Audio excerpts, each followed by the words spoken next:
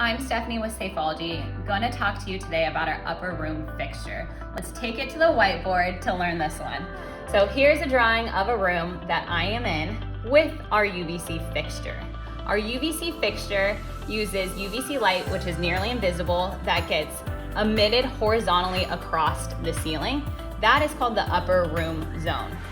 In a room, naturally, the air is constantly circulating. So air is rising and it's falling. This happens over and over and over again with or without HVAC. When the air hits this upper room zone, it's getting targeted by our UVC light.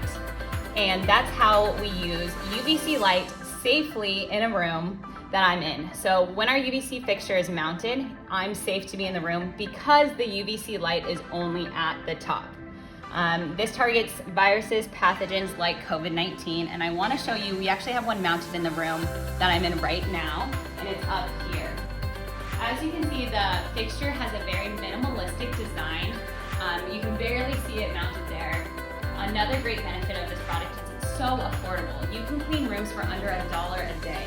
Go ahead and reach out to us here at Safeology, and remember to always have a Safeology safe